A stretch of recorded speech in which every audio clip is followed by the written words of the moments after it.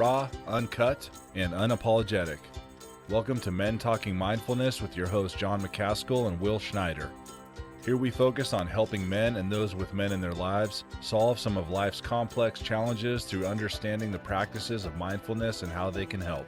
Each episode is in an environment free of judgment and criticism, with a focus on authenticity and inner peace. Let's dig in.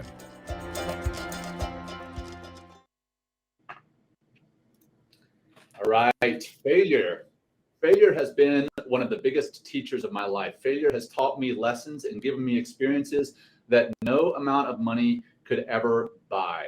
That's from our guest on today's show, William Branum, former Navy SEAL, CEO of 5 SEAL Secrets and Naked Warrior Recovery Supplements.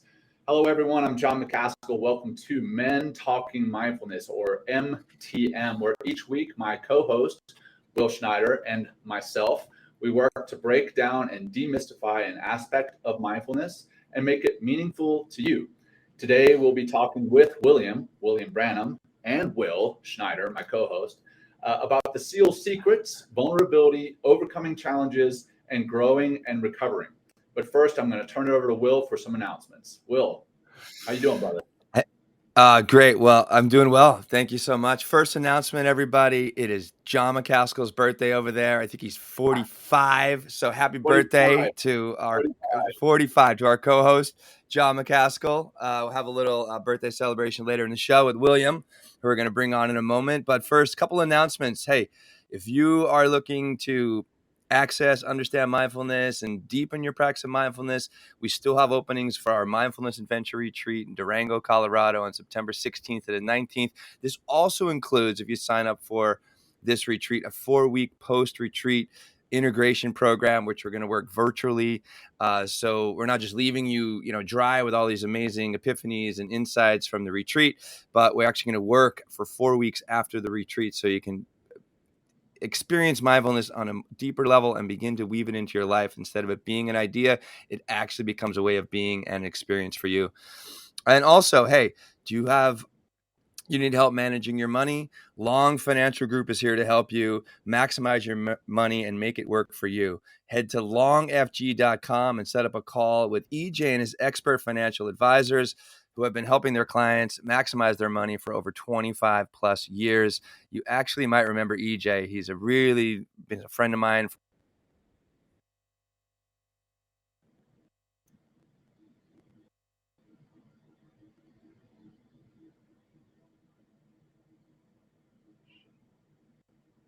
Well, I think we may have lost Will there. All right, so hey, it's John McCaskill here, and I'm just going to continue rolling until Will comes back.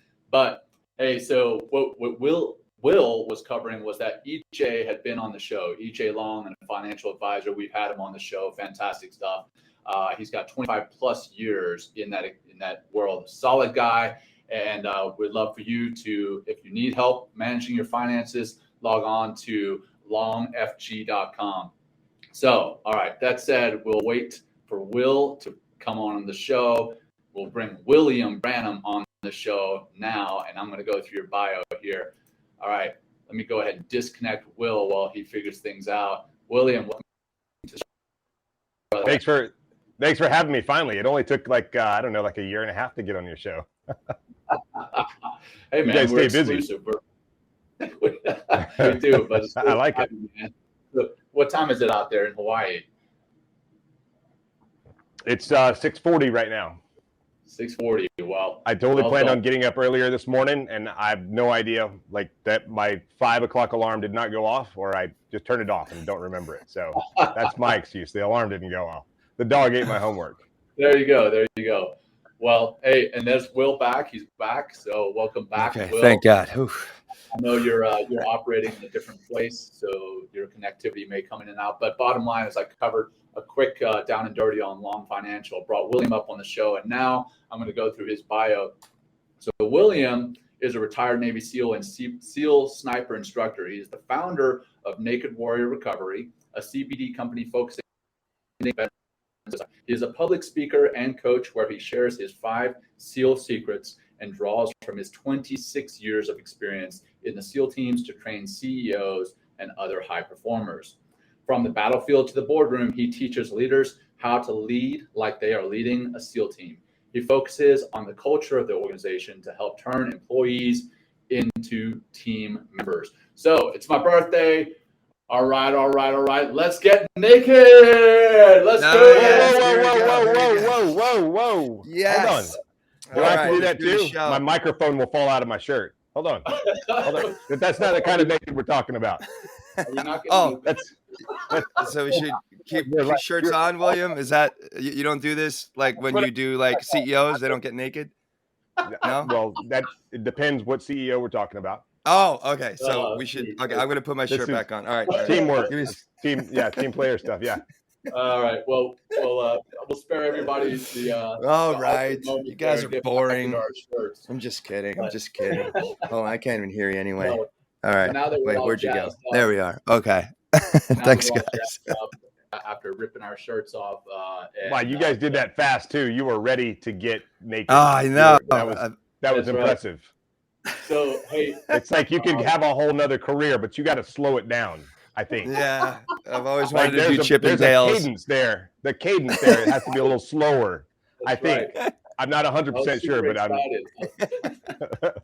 So, hey, William, if you haven't ever watched the show, the way that Will and I kick this off is we kind of bookend the show with a mindfulness or meditation grounding practice at the beginning of the show, and then another one at the end of the show. So Will's going to lead us off on that. We both need it again after ripping our shirts off. Hey, if you're listening to this podcast, you got to come back and watch this because, that was a super moment in time. I'm not wearing pants, by the way, just so you know.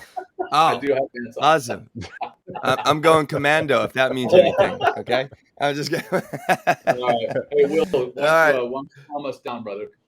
Okay. Yeah. All right. We're all getting excited. 2 Williams and John and his birthday. This is a big day for us. Big day. All right, everybody. Yeah. Close the eyes if you can. Ground your hands. Ground your feet. And let's just start with we're just going to do a 5-breath refresh. That's all we're going to do. Let's start with a nice exhale all the way out, emptying out of the mouth, and really pull your navel in and get all that breath out of your body. And take a big inhale through your nose. Feel that balloon filling bottom, middle, top of the chest, and exhale out your mouth. Good. 4 more. Big giant breath in. Keep going. Inhale. Exhale out. Good. Keep that chest open and up. Chin level. Inhale again. Exhale out.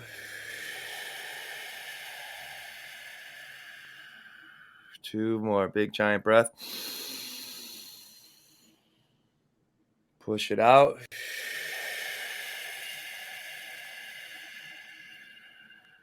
One more in.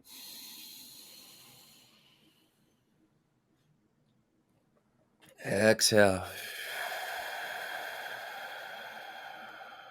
Let's just come back. Stay for a moment. Just a few normal breaths in and out through your nose. But really trying to create a calm and peaceful experience of the breath.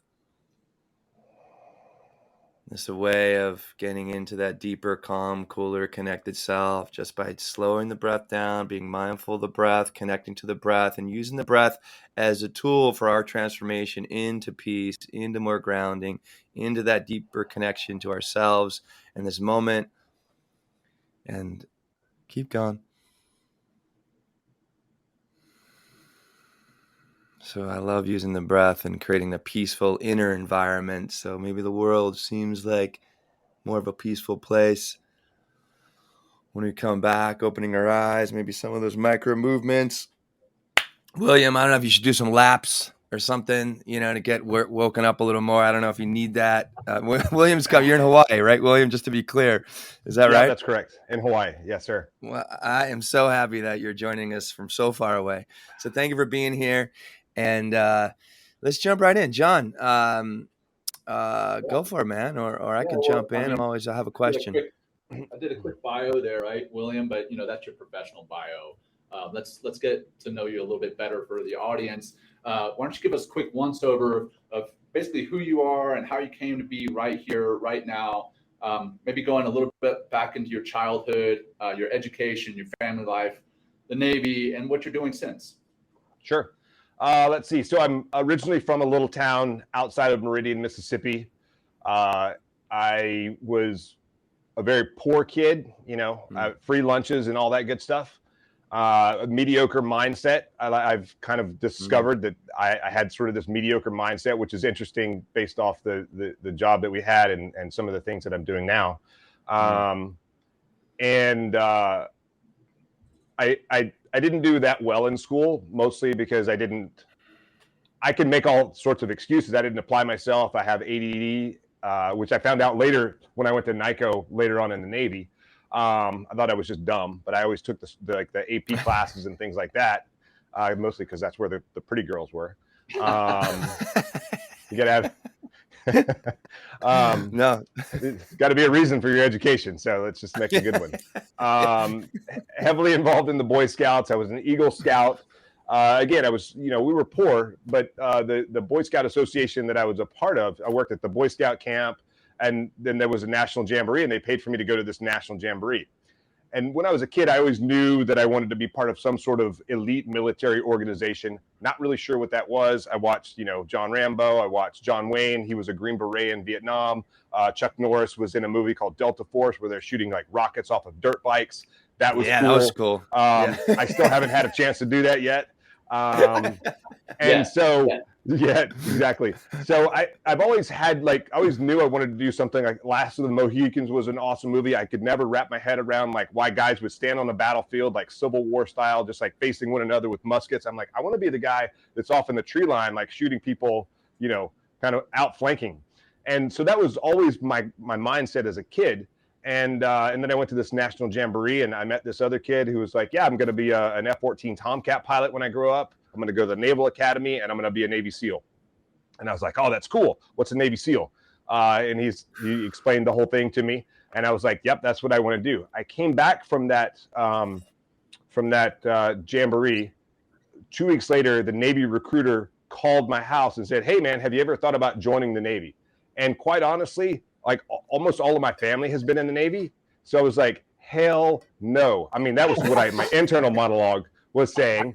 But I was like, but I want to be a Navy SEAL. Is there any way I can become a Navy SEAL and not join the Navy? Nope, that's the route you got to take. So I went down to the recruiting office. They showed me a really cheesy video. And my goal was to become a Navy SEAL, go to the Naval Academy, which I completely forgot about till right now, and become an F-14 Tomcat pilot. I got 1 out of 3. But it still was not it wasn't an easy transition there. My grades weren't good enough to do the whole college thing in the Navy, or at least that wasn't my focus. My hearing was not good enough to become a pilot, so that was already out the window. They're like, oh, you have to I grew up shooting guns and loud lawnmowers and stuff like that, and my hearing was already terrible when I joined the Navy, and it just got worse from there. So I joined the Navy in the delayed entry program. Graduated high school, went to boot camp, failed the SEAL screening test the first time I took it, went to Gunner's Mate A school, and I was like, well, it's winter here in Chicago. I don't really like getting up early. Clearly, I didn't even get up early for this call. Somehow you made it. I rolled out of bed and right into the camera. And it's cold and it's dark and it's scary. And I'm high enough ranked in the class. I'll go to this other school for 4 more months, and then I'll go to Buds. This was my thinking. I didn't talk to anyone about it. This is just kind of what I had, my plan. And so I went to Virginia Beach. I went to school to learn how to work on missile launchers for Tomahawk missiles. And I'm like, okay, I'm ready to take the screening test to go to Buds. And they're like, why? You're going to this ship in Japan. I was like, well, what if I fail out of the school? They're like, you're still going to go to that ship in Japan because that's what that's how this whole thing works. So I went to that ship in Japan for, I had 24 months of obligated service. I did the whole mess cranking thing, KP duty. And to me, that was harder than Buds. 3 months of watching dishes. Yeah, go ahead. For the audience, so mess cranking, for those who've never been in the military, that means sitting in the chow hall serving the chow, the same as KP duty. What is that? Kitchen patrol. Washing dishes, not like dishes at your house, I mean, like things that are this big. Yeah. And it was terrible. Would that be considered like a humbling experience? You know what I mean? Did they do that to kind of like, because I haven't been in the military. Do they give you a job like that just to kind of like, like kind of dissolve your ego a little bit, or it's just to fuck with you or something? Do it. No, it's just like it's got to get done. Hey, new guy, there you go.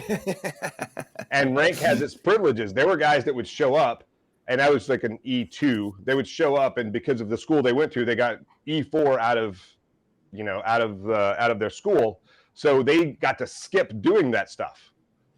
The junior enlisted, they do all the hard work. So I was a junior enlisted guy, and I got to go. I was lucky enough to get to do it, which is interesting. In the SEAL teams, we don't care what your rank is. If you're just a new guy, you're going to go do the hard stuff anyway. You're taking out the trash. You're doing all that other stuff. So, yeah, we don't care. New guy, ready to go. It's just you gotta earn your stripes more or less. So I did that. I rode on a ship. When it was time for me to, my time on the ship was nearly up. I called the guy who tells me where I'm going to go next, my detailer. John, you're on the call, so I'm like, oh yeah, I'm just going to talk Navy and right back down and use regular language.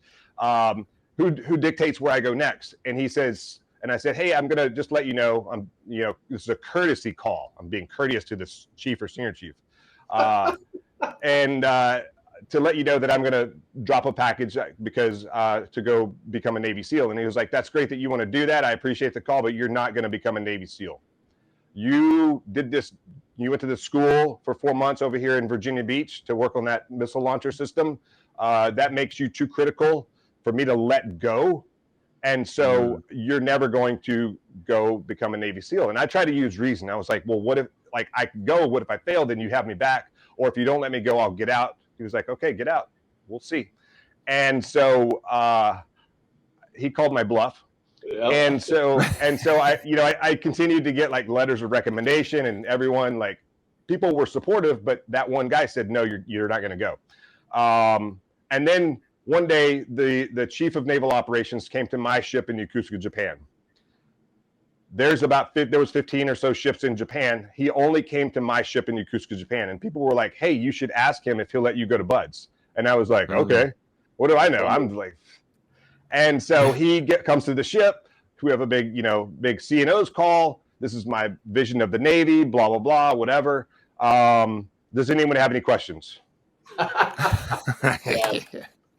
And so he calls on me, and I was like, I joined the Navy to become a Navy SEAL. I think I deserve a chance to go. My detailer won't let me go. He says I'm too critical. What do you think? And he turns to my commanding officer and he says, is he a good guy? My CO said, I told my CO I was going to do this. He was like, go for it, man. And back then, and John, you'll understand this. This was before, surface warfare, like enlisted guys had to get their surface warfare pin. Yeah. I was in E4 and I got my ESWAS, and but like there were chiefs that didn't have it. And so that was like, I think I was more proud of that than I was when I got my Trident. But so my CO says, yeah, he was the sailor of the quarter this quarter, which is like employee of the month for those of you who don't know what that means. It's, because I did a good job sweeping or whatever. And he turns back to me and he's cleaning like, those dishes, man. You'll be in the first class, right? Exactly. You'll be in the first class after your PRD, which is planned rotational date. 6 weeks later, I'm off to California to SEAL training. And it only took me a short 13 months to get through that 6-month block of training. I think a lot of folks takes more than 6 months, man. But that's crazy. So basically, if the C&O had not come to the ship, chances are your career trajectory would have been completely different. It would have been very different, yeah. Wow. I mean, I would have still figured it out, but it would have taken me longer to get there for sure. Yeah. So then you serve in the SEAL teams. Yeah, I'm sorry, John. Yeah. So you serve in the SEAL teams for the remainder of your career. What are some of the things you did? Then once you got out, how did you get to where you are doing Naked Warrior Recovering in the 5 SEAL teams? So it's interesting. Like John, you and I share some SEAL teams. We were probably at some of the same teams at the same time, and just not knowing it, just sort of crossing paths in the darkness. I started off at Steel Delivery Vehicle Team 2. I did 5 years there. I went from there and I taught sniper school for a while. I came back and I did, I was actually teaching sniper school when 9/11 happened. I was the senior sniper instructor on the ground when 9/11 happened. I was a new-ish E6. I didn't know that much. And I wasn't the senior guy. I just happened to be the senior instructor. And Dave Johnston was the OIC, and he was off. They were trying to accredit the course, bring it under the center, and make it like make it official Navy course. And so he was off doing that. And so I was the senior instructor, and then 9/11 happened. And then I was like, and then guys are like, what are we going to do? What do we need to do? Turn it to me. And I'm like, bro, I don't know. I don't, like, you're more, like, they're all more senior to me. And so I called back to group 2, back to the headquarters. And I said, hey, what do we do? Do we need to go to New York and like help with the recovery, render medical aid? What do we need to do? And they said, continue training, like take the rest of the day off, continue training, because we're going to probably need those skill sets at some point. And then, after that, we started deploying to Afghanistan and then later on to Iraq. For me, I went from teaching sniper school to group 2, doing the air mobility thing because my wife at the time wanted me to get out of the military, wanted me to be around more. And so I took shore duty. I did that. I went from there to SEAL Team 10.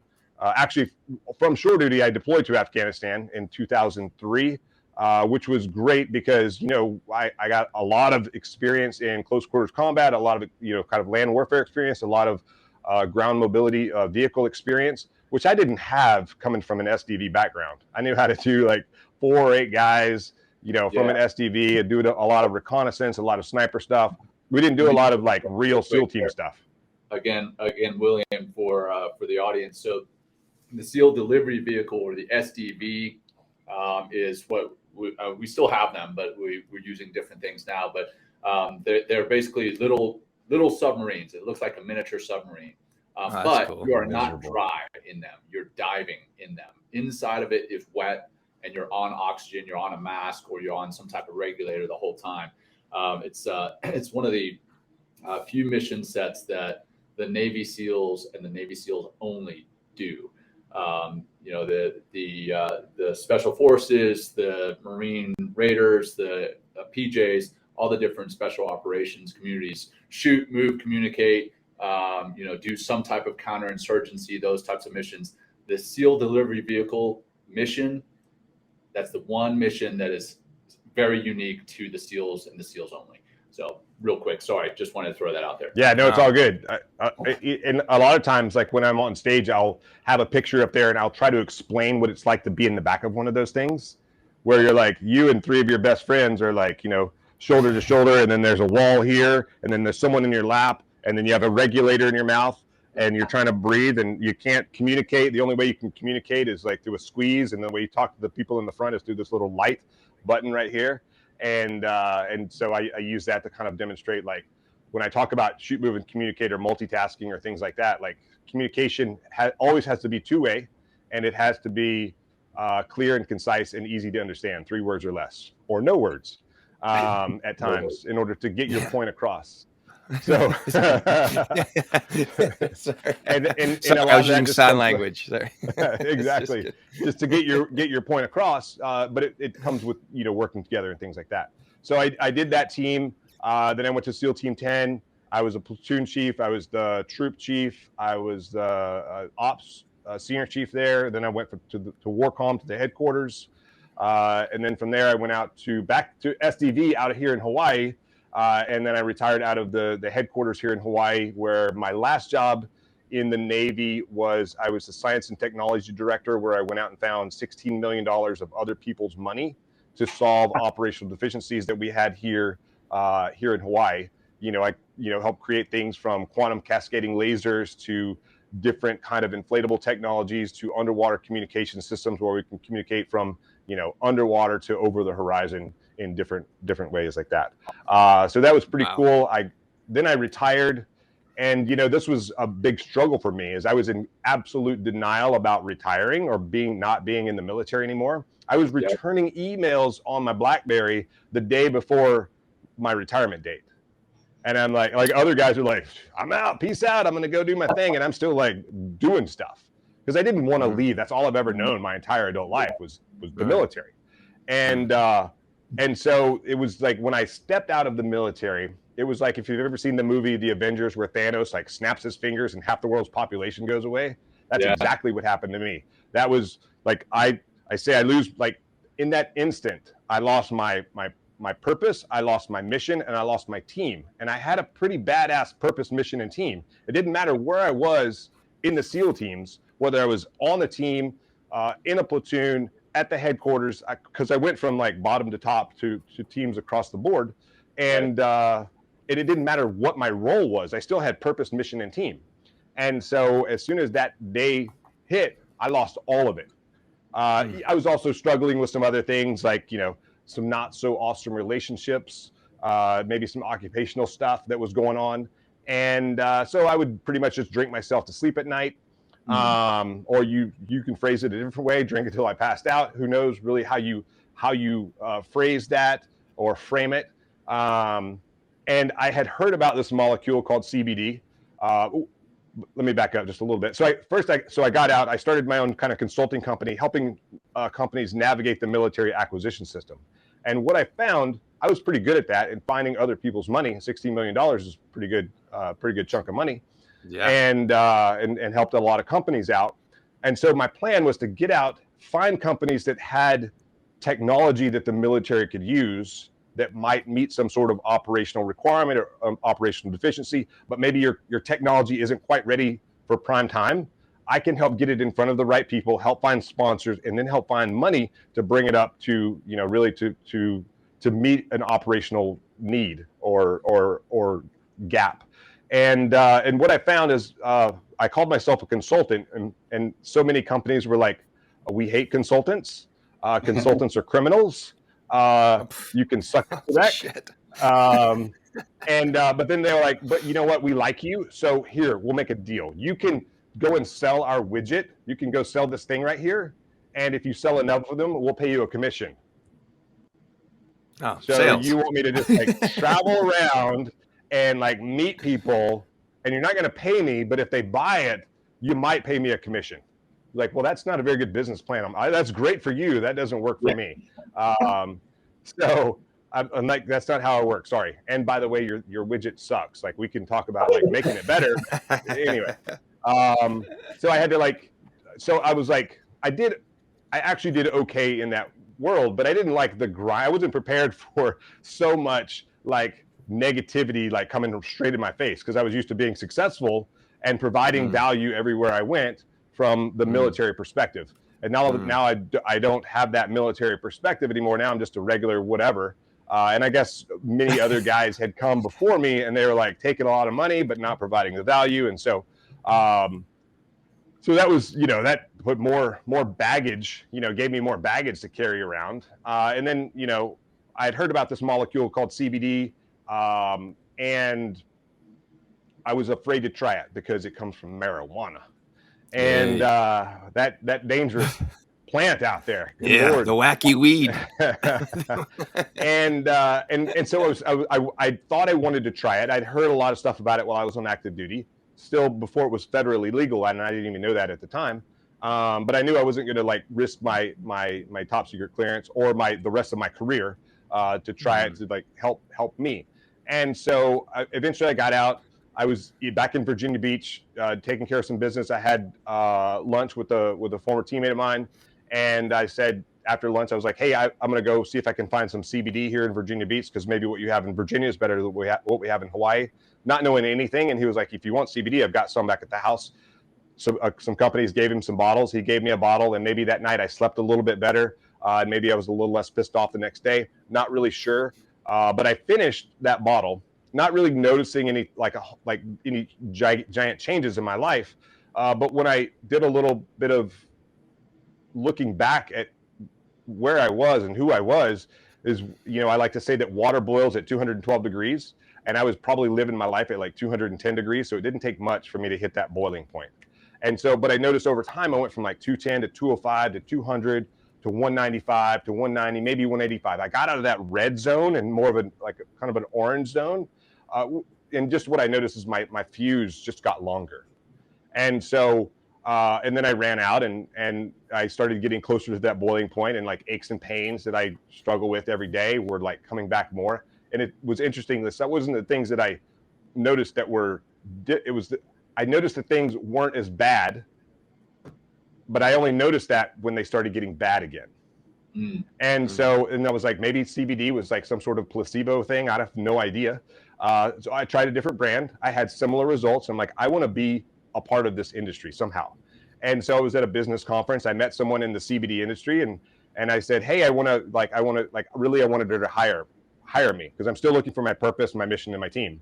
And so, but she wasn't ready for that. She was like, so do you want to do A to B, B to B, or B to C? And I was like, I don't know what that means. I want to do C, B, D.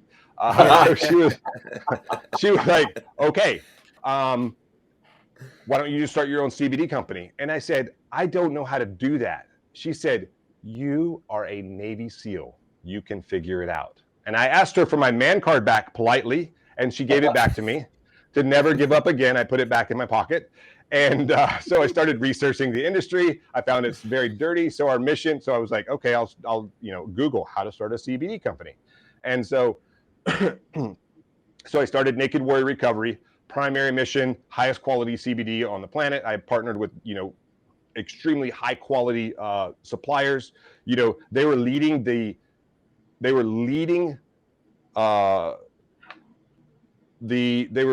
industry in quality. The biggest names that you might see out there did not have the same quality control as the suppliers that I have. So no brainer, highest quality on the market. We're going to focus on a broad spectrum product where you still get all the minor cannabinoids and terpenes from the hemp plant, but we'll extract that little molecule called THC so that people don't have to worry about drug testing and things like that. And so that was our niche, what I thought. But then, someone said, well, what's your bigger purpose? And I was like, I don't know. I need to figure this out. And so I looked back at myself. I looked at where I came from. I looked at, my past, and I'm a veteran. And then I saw the metric that 22 veterans take their lives every single day. So our mission at Naked Warrior Recovery became 22-0. Whatever we can do, CBD was a modality that greatly impacted my life in a positive way. So like right now I use CBD as a modality for me. My dad is also one of those 22. So it became a more personal mission, not just a company mission, but a personal mission at Naked Warrior Recovery to support veterans and first responders to get this, this number from 22-0. I don't even know what it is for first responders, but I've had lots of conversations. I was on a podcast yesterday with a guy. He was like, I was on a bridge, ready to step off, and all the things, he was a firefighter, and all the things that were going through my mind. And I was like, bro, thank you for, making the right decision. And so CBD is a modality, but that's only a part of it. And so to get to the 5 SEAL secrets is this I don't know how to market. They didn't teach us that really in the SEAL teams. And so they didn't teach us how to run a business. They didn't teach us, there's so many things I didn't learn. And so invoices and all this other stuff. Should have been a supply guy. But as I'm trying to figure out how to do this marketing thing, I hired a business coach, and I've hired another coach, and several coaches along the way to help teach me how to do stuff. Because what I realized is, in the SEAL teams, if we don't know how to do something, we go hire someone to teach us how to do it. We go find the best person in the world, we hire them, they teach us how to do it, and then we apply that skill set to our tactics, techniques, and procedures. And it may affect, change the way we do business. So, why am I not doing that here in the civilian world?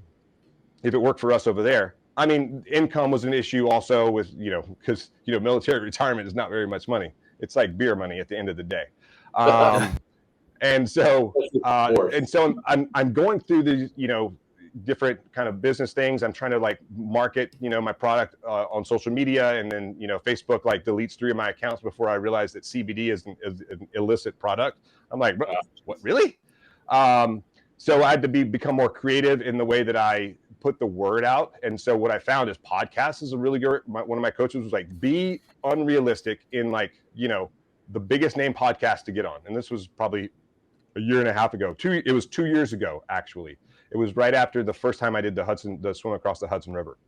And about 6 months later, I finally like started doing it. And since then, I've been on about 350 podcasts in the last 18 months. Wow. I do it a lot. I have another one today, and I've got some coaching calls, and I got some other stuff today. So I get out there and I do that. So it's a lot of word of mouth, a lot of that. But I also had another coach, and he was just like teaching us like tactical stuff on the business side.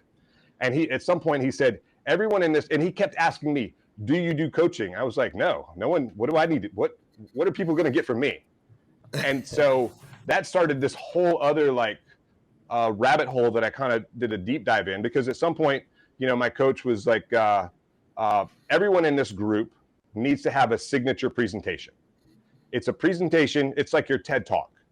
You can do it you could get on stage and you can do it in 10 minutes, or you can do it in an hour and a half. Like, you're an expert in this thing that you're going to talk about.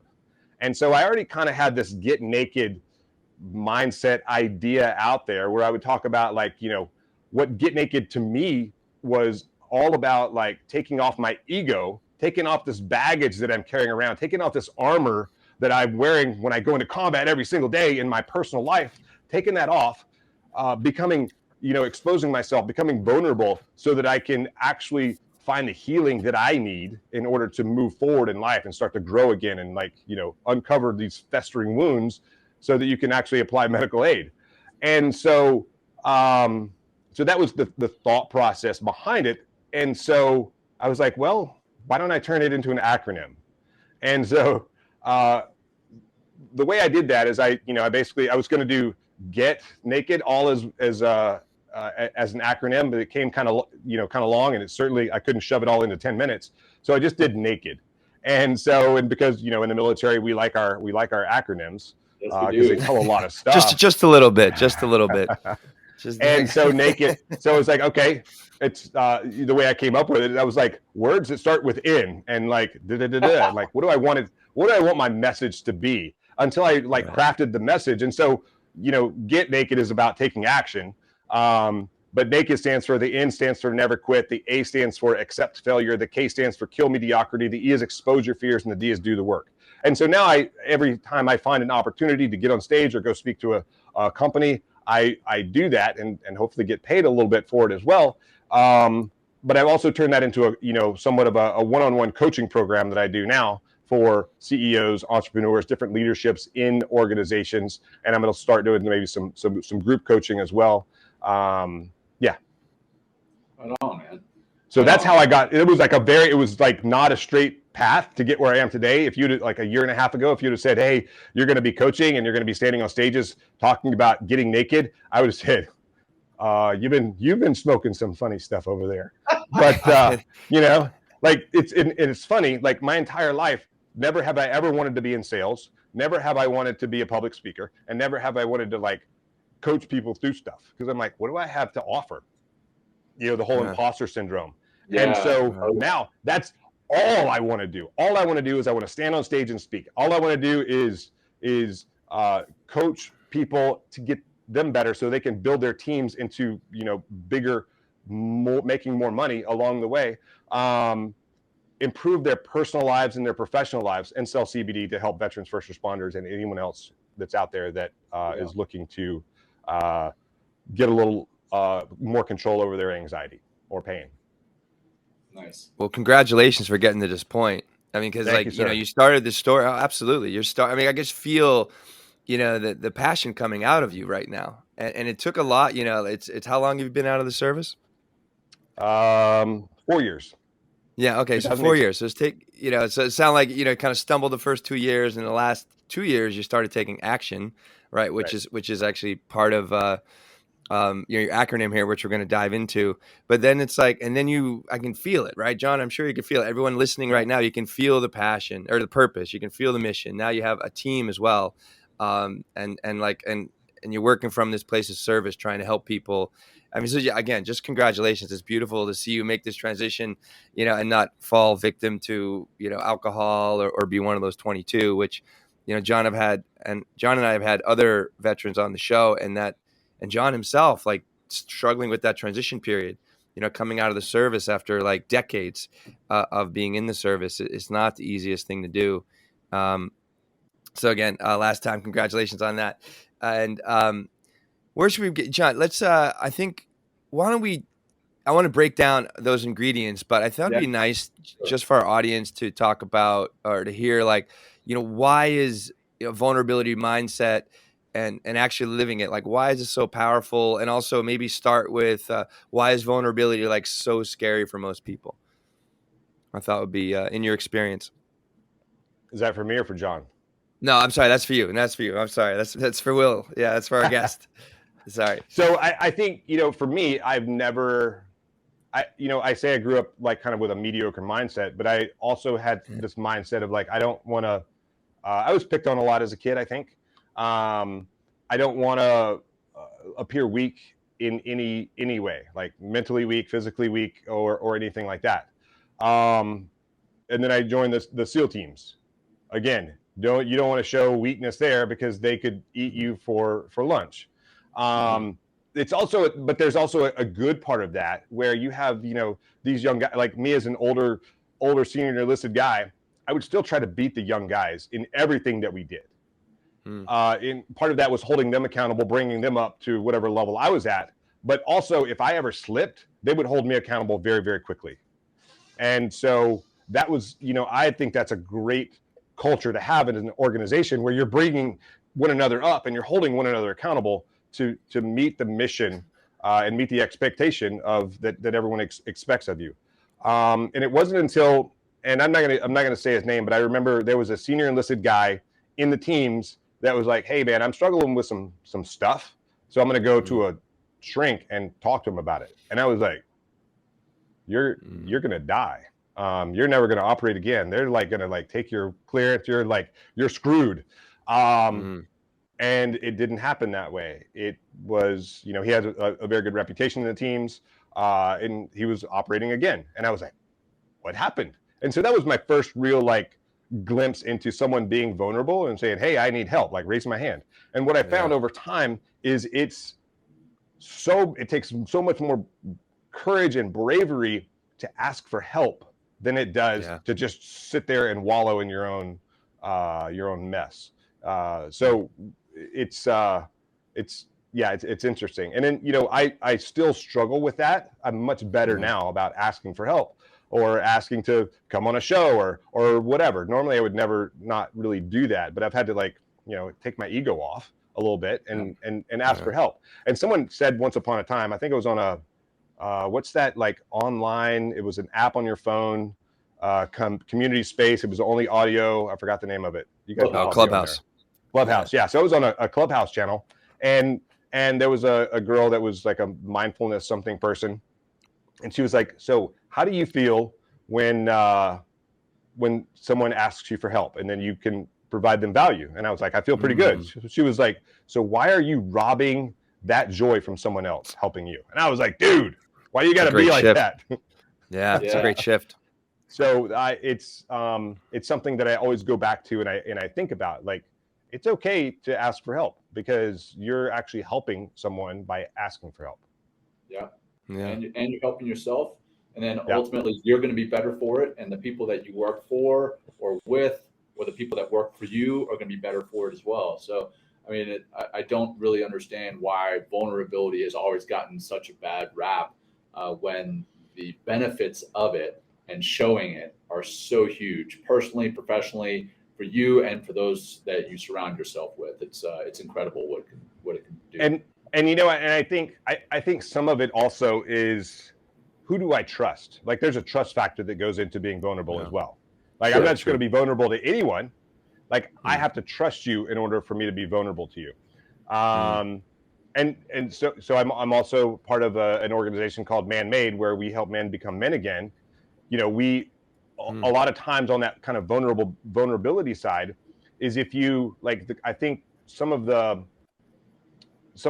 thought about it is, if I show weakness, then I'm no longer a man. If I have to ask for help, I'm no longer, like, I've lost my manhood. I've lost my masculinity. And there's this whole culture out there about attacking toxic masculinity, whatever that is. I think there's just assholes out there. Masculine is an asshole. There are women who are, have a lot of masculine energy. They're not toxic. That's just the way they're wired, and that's fine. Masculinity isn't toxic, and we have to remove that whole thing. That's not masculinity. That's just assholeness. And so get rid of the assholes and have masculine and feminine, people in the world. Right. Yeah, we've talked about that quite a bit on the show. Toxic masculinity, what that is, what it isn't, and the fact that toxic masculinity, just like you said, doesn't actually exist. Masculinity exists, and then toxicity exists. Whatever that is, if you're forcing your beliefs on someone else, if it's femininity, if it's masculinity, if it's your religion, if it's your politics, if you're forcing those beliefs on someone else, that's where it becomes toxic. So I love it. Basically, if you're an asshole, you're toxic. It's not because you're masculine. It's not because you're feminine. Spot on, man. At least that's I agree with that 100%. Well, two of the things that you mentioned, William, are what we hear very often, and a lot of the men in circles that I worked with men, are the two things. It's asking for help is a big problem for men, like a really, really big problem. And that could be there for anybody that's asking for help. As a man that's struggling to ask for help, that could be your first kind of foray into vulnerability, just saying, hey, I need help. And then the second one is just, showing no weakness or not being wrong, are things that come up typically in that I like to say hyper masculine space, where we're always like that macho kind of mindset.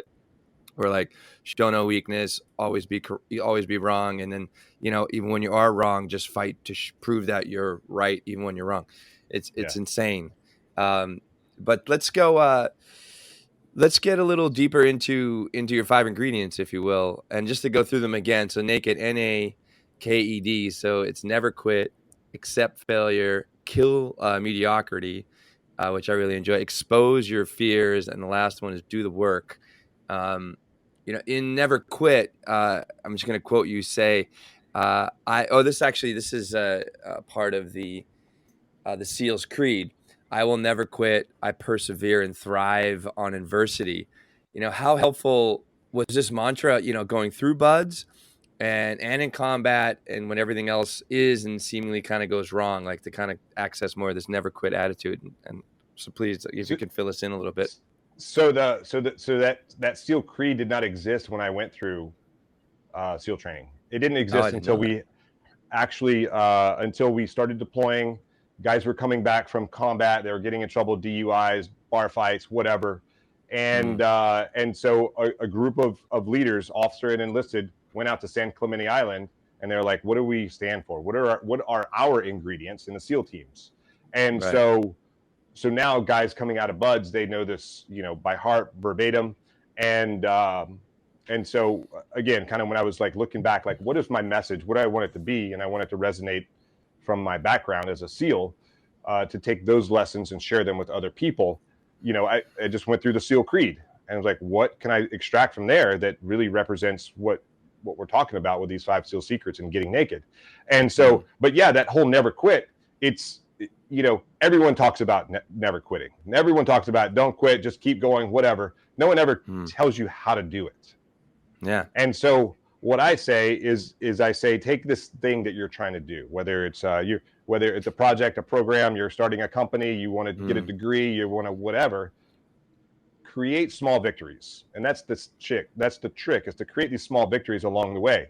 And then, chop that thing up into bite-sized pieces, things that you can accomplish, and then attack that one thing every single day until eventually you've completed the thing, or you've gotten where you wanted to be, and you can shift and go somewhere else. And a lot of times I equate it to Hell Week, which is 5.5 days where you're cold, you're wet, you're miserable in SEAL training. It's the most popular week of all military training. Like, I've talked to people all over the world, and they know what Hell Week is, or they have an idea, and they think that all of SEAL training is Hell Week. It's just 1 week, but it's a nonstop week. And so one thing is constant during that week is they feed you 4 times a day. No matter what, they're going to feed you 4 times a day. So it doesn't matter how much it sucks, how miserable you are, how terrible you feel, how bad your legs hurt or your lungs hurt or your head hurts from carrying that boat on your head, or you're jackhammering there in the surf zone. All you got to do is make it to that next meal. This is going to end, and I'm going to eat soon. So all you got to do is just make it to that next meal all the way through Hell Week. And so last week, with this man-made organization that I'm a part of, we climbed Grand Teton. I live at sea level. I live at sea level. That was 13,300 feet. We did it in 18 hours round trip from parking lot to summit, back to parking lot. And so when we got to altitude, I was suffering. Everyone else that was there, they live in Wyoming, so they're already they have an advantage of breathing thin air all the time. And so I'm in pretty good shape, and I was struggling. I was like, one more step. They're like up there. I'm like, I just got to make it to where they are. Okay, I just got to make it. So I was just creating those small victories. And let me tell you, that was hard. And it was hard on the way up. It was hard on the way down. And the guide that we had was a stud. Go ahead. So I just got to put a plug in for my buddy Andy Reese, who I'm challenging in the half Iron race. He lives in Houston, which I don't know, probably 400 feet above sea level, and I live here in Colorado Springs at 7,500 feet. So Andy, this is a little plug for you, man. I'm coming for you in October. Yeah, Andy, breathe out of a straw when you run. Yeah, because that's what it's like. And we should talk. Oh, he's an army guy. No, he's an army guy. We gotta, Yeah, I'm maybe I can see the ocean, so I'm for sure at sea level. I'm above sea level, but not very much. But so that was it was like one more step, one more bend, just one more. And the guy that was it took us 18 hours. The guy that was leading us, the fastest he's done it is 5 hours, 8 minutes, and 20 seconds. Holy cow. Round trip. The guy has a diesel engine with a never-ending fuel tank. He drank a quart of water the whole time. I drank 2.5 gallons, filling up in little springs and stuff and electrolytes and all this other stuff. And I'm like, he's like, man, you pee a lot. I'm like, yeah, I'm hydrating over here. I'm trying to make it through this thing. And so there was a ton of lessons just from that experience alone. And then, the next 2 days we sat down and we did something hard. And what was really cool from that is, and I'm off subject a little bit, but what was cool from that is immediately Josh, the guy who we should totally bring on the podcast. I'll make the introduction. Yeah, please. His dad was like, okay, what lessons did you learn? I slept 1 hour the night before. We started climbing at midnight. We finished at 6 p.m. And now we're eating dinner, and you want to talk about lessons learned. Okay, here's some lessons. And so, but it was cool. It's like a debrief. You finish AAR, you finish an op, you come back. Doesn't matter how tired you are, you do the debrief right away, and then you take care of the rest of business. We at least took a shower, and he made dinner, and we got after it. But that's really what the never quit is about, is just creating those small victories along the way until you get where you want to go. Yeah, and that's a way also what I've learned is kind of managing the ego a little bit, because the ego is going to be like, oh, it's taking too long. You're going to be really easily frustrated. You're going to be battling with your lack of patience, but having these little victories, along the way, one step at a time. I actually worked with this one particular system where instead of a 1 year goal, it's 90 days.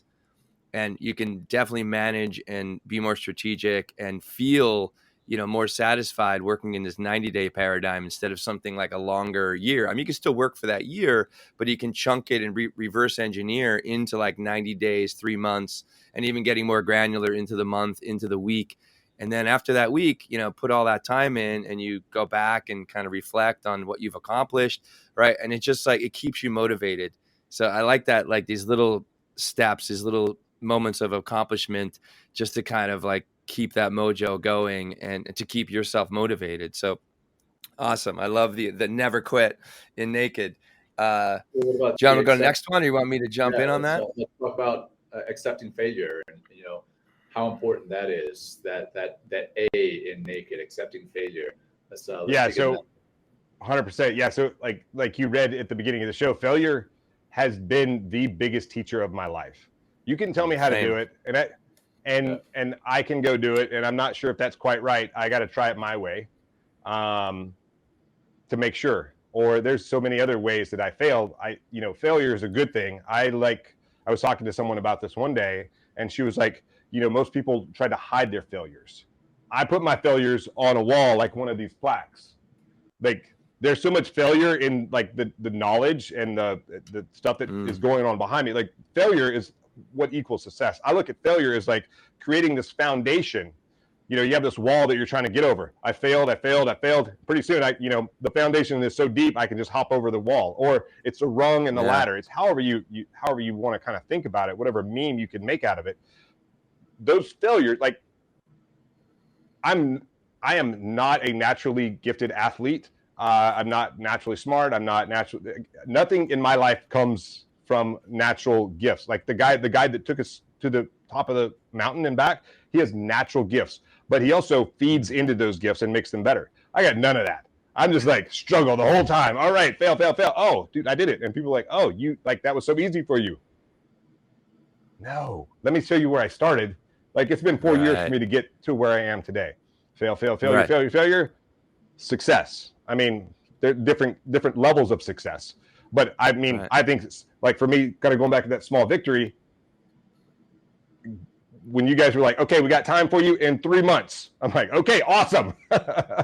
Those are, but it was like, there was so many failures along the way, but part of those failures were like, okay, another podcast, refine what you're going to say, refine how you think about stuff, be asked hard questions that you might not have the answer to make you go back and think about how you would answer that question the next time.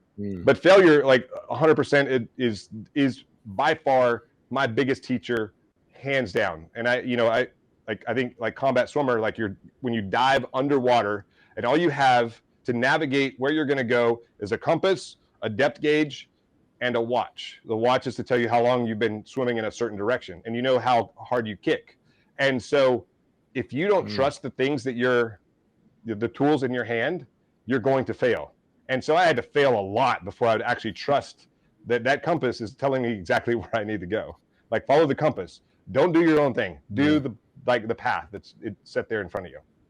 Yeah, we have a saying in the teams: plan your dive and dive your plan. And that's basically have a plan and try to stick to that plan as best as possible, because very often people will get freaked out and immediately divert from the plan when they could have stuck to the plan and they would have had success. But the failure and fail and then succeed, and people just see that succeed. It always reminds me of that meme that I'm sure everyone has seen. It's like the iceberg, and the iceberg is just barely sticking out of the water, and that piece that's sticking out of the water is what everyone sees. That's the success. But everything else that iceberg is built on is underneath that water that nobody sees, and it is that failure and trying again. And that's what we've got to do. So you've got to accept failure. There's a great talk that I've listened to where it's Arnold Schwarzenegger talking about it. He's like, hey, you can't be afraid to try. You can't be afraid of failure, because if you're afraid of failure, you're not going to do anything. I love the accept failure part of Naked, NAKED. Well, failure and success are like two sides of the same coin. I mean, you can't have success without failing, right? And you can't fail. If you fail enough and you keep showing up. And I think what's really key, what you're saying, William and John, you got to learn. You got to go back and reflect. Like, how can I do things better? Like, and take all that. Like, I've embarrassed myself tremendously throughout my life, in order to have the experience, kind of have a trial by fire kind of way of doing things. Because I knew, like, as I get through that fire and on the other side, I knew it can never get as worse than that. And I just kept stepping up, like you said, and getting better and growing. It will. You also. All right. Today is one of those days where we are having issues with connectivity. We're having issues with all sorts of things. But you know what? The show is raw, uncut, and unapologetic. And we just roll with the punches here at Men Talking Mindfulness. So we were just wrapping up with our guest, William Branum, 26-year Navy SEAL, now CEO of Naked Warrior Recovery, and CEO of 5 SEAL Secrets. And the latter part is what we're going through right now, but it's tied to Naked Warrior Recovery, in that the 5 SEAL Secrets, he's put into an acronym, NAKED, Naked. NAKED. And we just wrapped up the N for never quit, the A for accepting failure. And now Will and I, without William, just because he's busy and got things going on, we're going to talk about the K, the E, and the D. So K is Kill Mediocrity. Let's, you want to jump into that, Will? Yeah. So killing mediocrity. And this is, I'm going to kind of working off the notes here. I imagine William is there, but I think between John and I, we can definitely figure this all out. So actually William has a really wonderful portfolio or PDF that he kind of puts out that kind of explains and breaks down the philosophy of getting naked, which is really all about accessing vulnerability and using vulnerability as a tool or to help you to succeed. And also to, kind of move through some of the challenges of doing something new.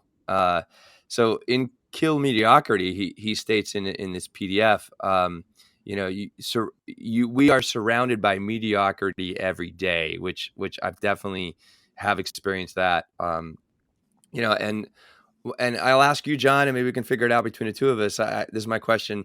What are the different shapes and forms of this daily mediocrity that surrounds us? So what does that look like for you, John? Or what have you experienced in the past? I have. I mean, I've personally been mediocre at best at times. I think we all do let ourselves slide at times, and we accept mediocrity. We accept mediocrity in ourselves. We accept mediocrity in those that we work with. We accept mediocrity in our relationships on both ends of the relationship, ourselves in a relationship, what we give and what we get from a relationship. And I think where William's K, Kill Mediocrity, comes into play is that we need to just take a step forward and do something about it. That's how you kill mediocrity, is you get started. There's often, and it comes back to, some of the goals that we were talking about before, how we're overwhelmed by goals. And William talked about breaking those goals down into little digestible chunks. And I talk about that in some of my keynotes as well. The fear of getting started keeps us in that mediocrity, the fear of doing something. And then once you just get started, you become exceptional pretty quickly, and you become more exceptional every day that you put in an effort, whether that's in physical training, whether that's in mental training, meditation, mindfulness, whether that's at work, or whether that's as a family member, a father, a husband, a mother, daughter, whatever. There is exceptionality to be had, but it takes taking that first step. So that's what it is to me. Yeah, one thing that when I read this particular part, I think really is super key is what is influencing you in a negative or positive way. And a lot of that comes down to, we've said it many times before, and I'm sure you've heard it, whoever's listening out there, like you're the average of the 5 people that you spend the most time with. And if you're around people that are always complaining, that are just always mediocre, or living through mediocrity, not maximizing their time and there's this opportunity that we have in this human form, if you will, to really go out and do something great. Because we all have that ability, but this is a really big key, the mediocrity, because, I know the people that, and I've fallen into this trap too, people that live through mediocrity are typically complaining and, playing the victim and never taking that step forward. Right. Victimhood. Right. It's just like, well, because just think William could have played that card forever of coming from a very poor upbringing. And it's like, oh, the world is shitty. I grew up this way. I'm never going to, and he could have just complained his way into a meager and mediocre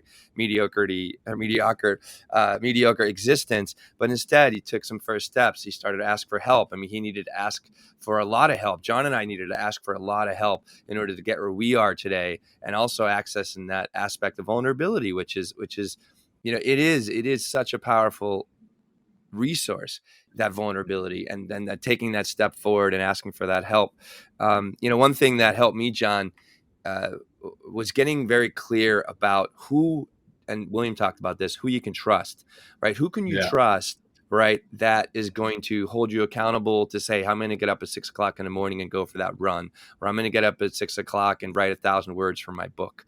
Right? And also, who can you trust when things don't go so well? And just like we said earlier, when you begin to access and experience that failure, and who can you talk to, right? That can help like, sort out your mind a little bit and encourage you to take that next step instead of, playing more video games or going and having that next drink or something like that. So those are things that come up with me for mediocrity. And it's really like, who are you surrounding yourself with? But it's not just the people.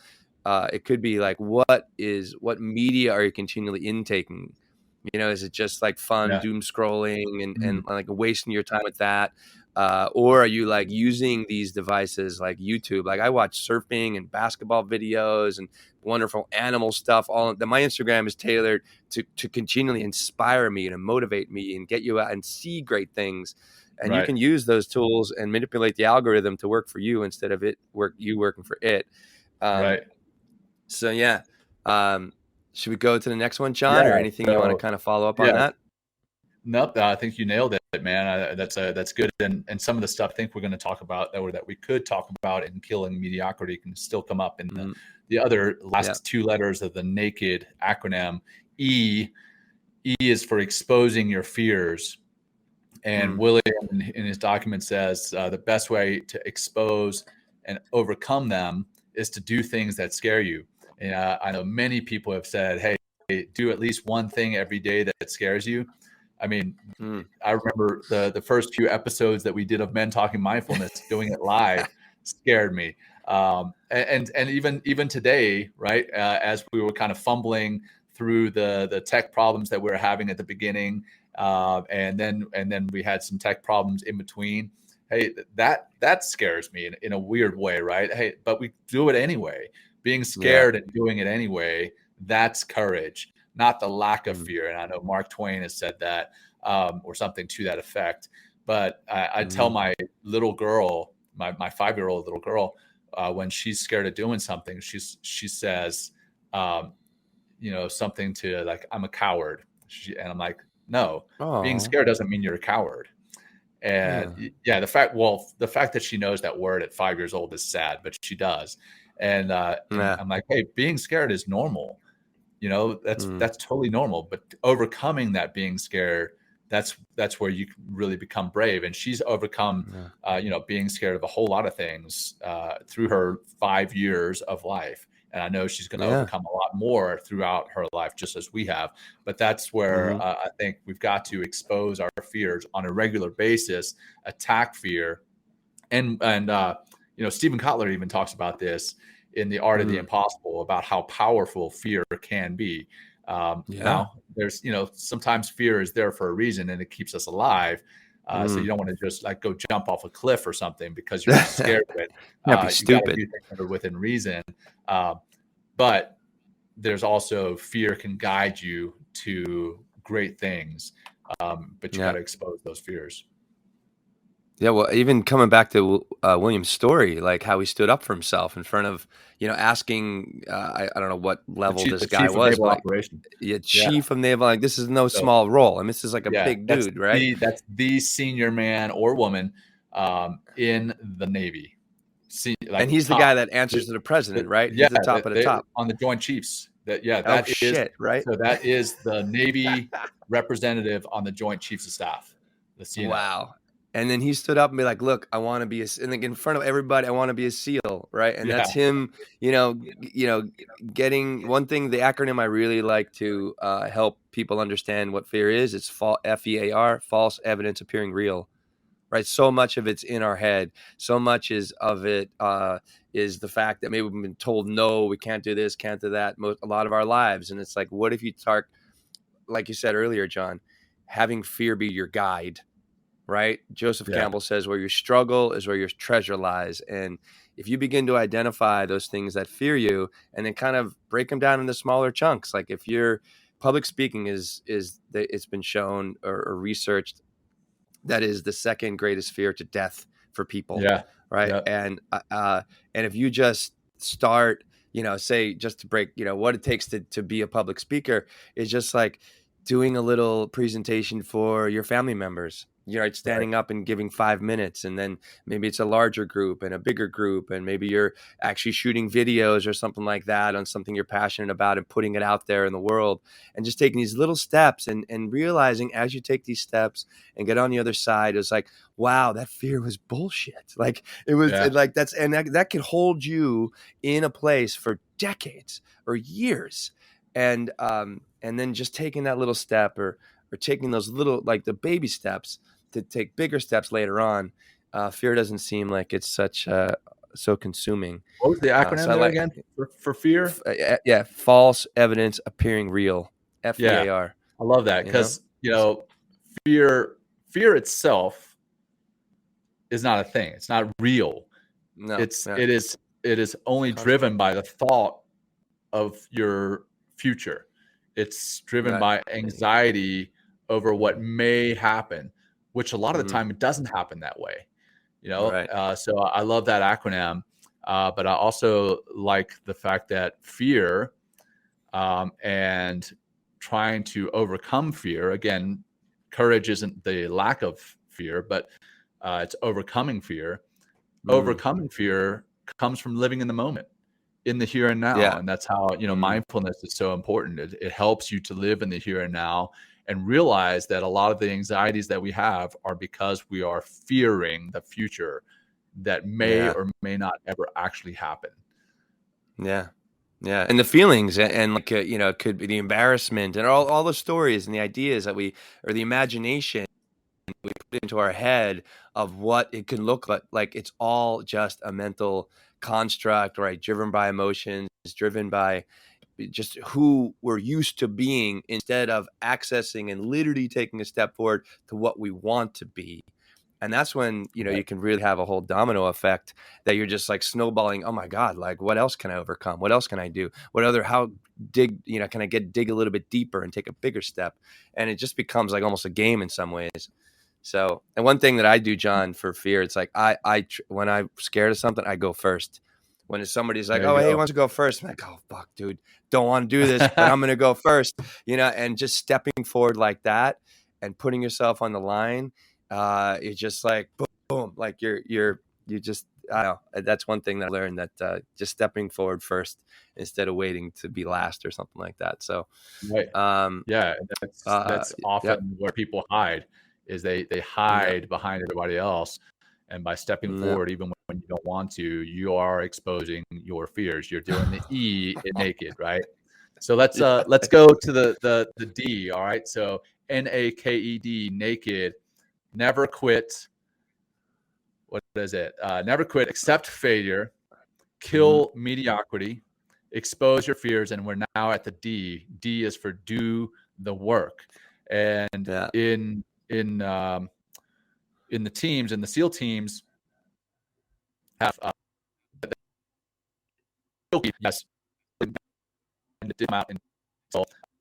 later in his career. I would argue that it's not formally until in his career, but that mentality has existed for forever.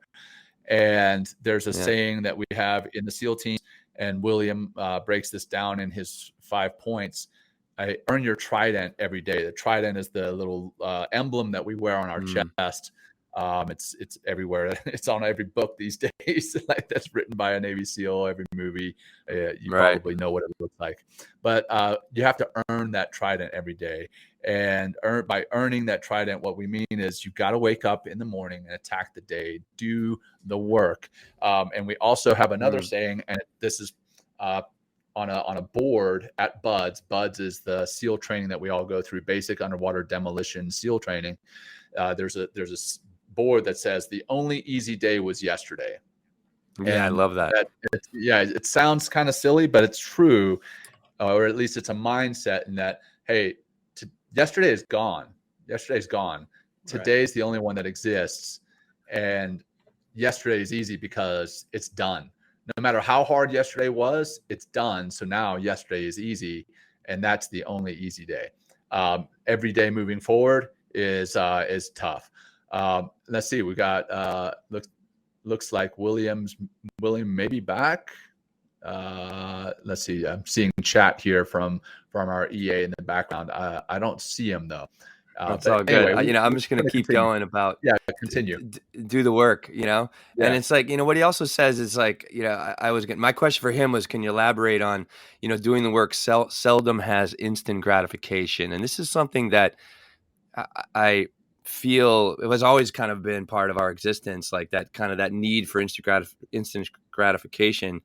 But what's even exacerbated this need for instant gratification is social media and like all the dings and, all the dopamine drips we get from all these different, whether it's text messages or likes on, whatever kind of social platform you're on, and like always trying to get that instant gratification, where if you're really deep in the work and you're really on a mission that, nothing comes easy. I mean, they say like in order to really get to a very successful place at a new entrepreneurial or a new business, it's going to take like 7 years. There he is. And hey, you're back. Today is one hell of a show, man. We're going all over the place here, but we're having a lot of fun with it. And hey, we were just wrapping up with your naked acronym. We just got to the D. That sounds terrible, but we're at the letter D. You got the D. You're welcome.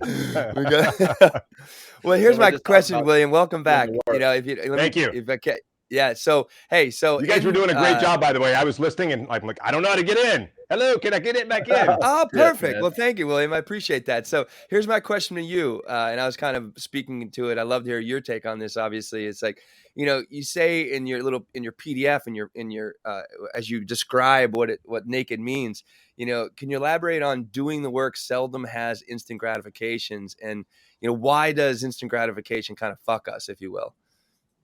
Yeah, I mean, we're, as a society, as a culture, as technology is so awesome, technology also makes us weak. It makes us mediocre, kind of like killing mediocrity.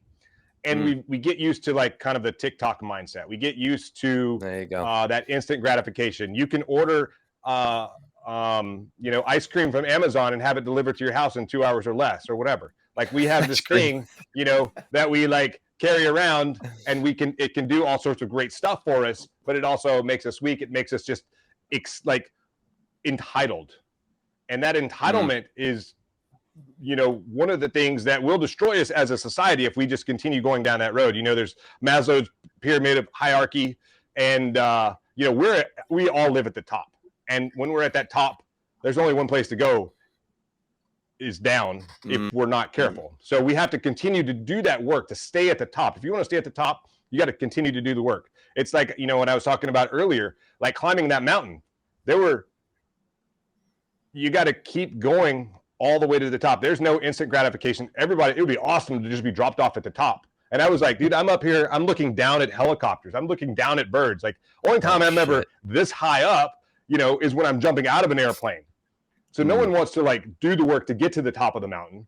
And so there wasn't that many people out there doing it, but it required tenacity. It required grit. It required like pushing my body more than I wanted to push myself to get to that mountain. That was work. That was doing the work. And I wasn't going to get the rewards for being dropped off at the top. I wasn't going to get the personal rewards. I wasn't going to get anything else if I didn't actually get out there, train for it, still suffered the entire way up, and do the work, and forget about that instant gratification of being dropped off at the top of the mountain. Yeah. And by doing the work and doing the hard things, you begin to develop, like you talk about mindset, you begin to and also realizing that it's the resistance, embrace the suck, right? By embracing that suck, you develop this inner courage, you develop more of this way of doing things and a mindset of doing things, like, you know what, it's going to be tough, but I know because of all the experience and history I have from all the hard things I've done, like I can get through it, right? And plus, like you're saying, William, with vulnerability, it's like I can ask for help, right? I mean, what a fucking thought, right? Like, because if I get stuck, that could be help like someone physically picking you up and moving you forward, or that could be someone helping you with some concept you don't understand, on that path, whatever that is. But doing the hard things are what's going to get rid of that mediocrity for sure. And it's going to just begin to develop an inner constitution and develop a mindset that it's just like, I'm capable of anything that I put my mind to, that I can have patience and be strategic and move forward. So yeah, and you know, all these five, I call them the 5 SEAL secrets, and you can get them at the website 5SEALsecrets.com. Put your name and email in there, and I'll just email you. It comes directly from me, from my email address. You know, it's that PDF that I sent you guys of the 5 SEAL secrets, and kind of breaks it down the way you guys are talking about. But you know, all of these 5 secrets, they're interchange. They all go together. It's like, it's not like you only do one thing. Like there's a lot of times where like one thing will resonate more than another thing, like expose your fears or kill mediocrity or whatever, or never quit. Like one thing will resonate more than the others, but they all go together. And if you can incorporate all of them into your life every single day, you'll be pretty much unstoppable. You'll be naked. You'll be getting naked. Yeah. There you go. There you go.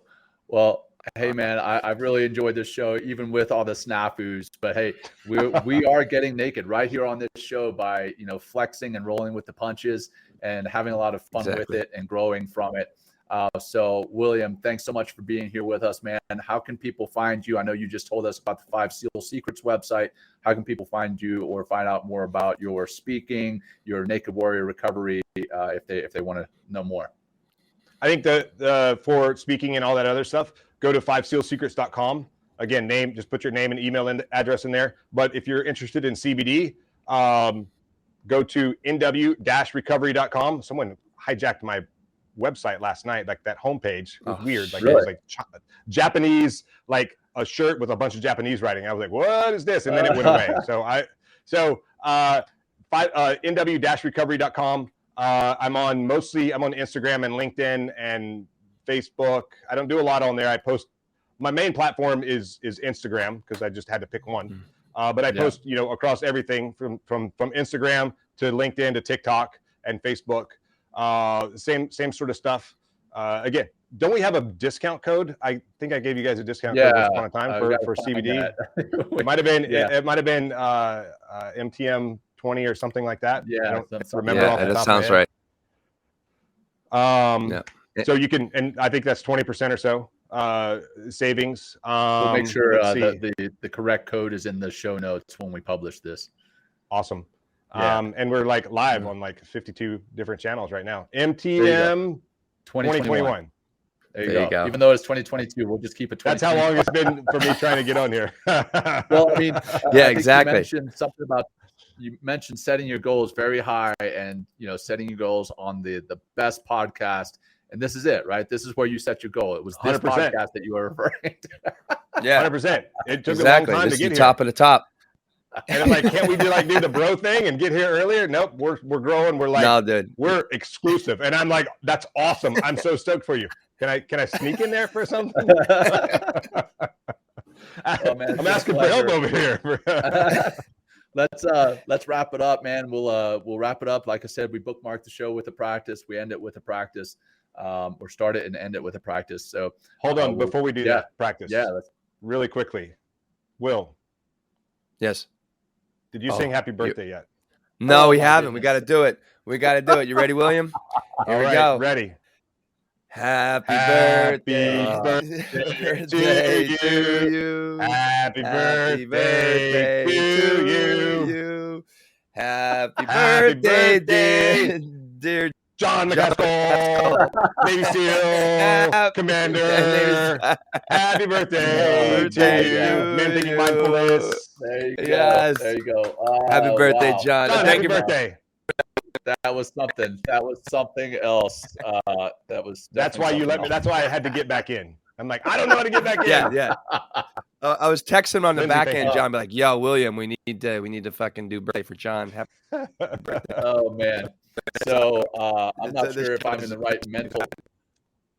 I'm not sure if I'm in the right mental space to do the grounding practice, but I'm going to try it. Well done, Except guys. Failure, my friend. Except failure. Thank you for that. All right. So let's go ahead and get into a comfortable space, a comfortable and safe space, and position, whatever that looks like for you. And then we're just going to do a quick box breathing exercise. Taking a breath in for a count of 4, holding it for a count of 4, letting it go for a count of 4, holding it for a count of 4. That's your box, and we'll do that 4 times over. So begin by breathing out as much air as you can, bringing your navel to your spine. Breathing in for 4. Hold for 4. 3, 2, 1. Out for 4. 3, 2, 1. Holding empty for 4. In for 4. Hold for 4. 3, 2, 1. Out for 4. 3, 2, 1. Holding empty for 4. In for 4. Holding for 4.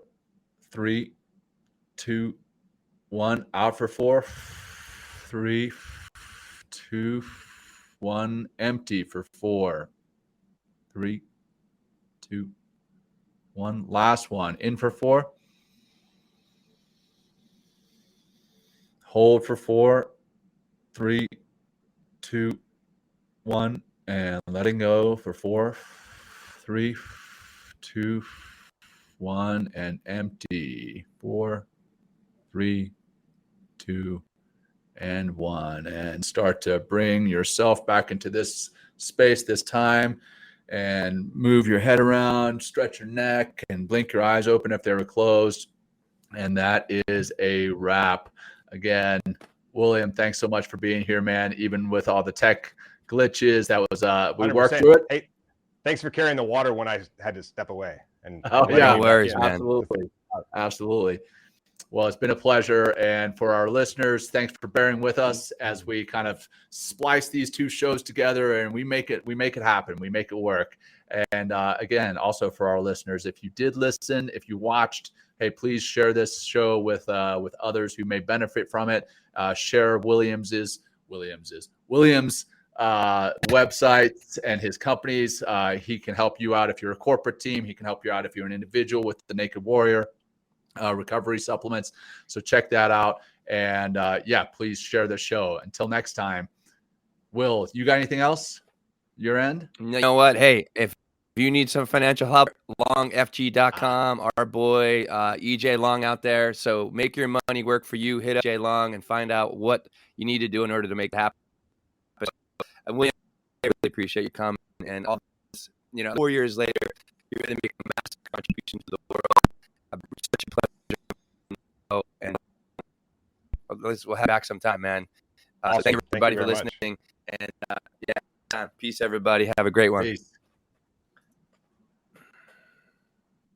Joining us today. We hope you walk away with some new tools and insights to guide you on your life journey. New episodes are being published every week, so please join us again for some meaningful discussion. For more information, please check out mentalkingmindfulness.com.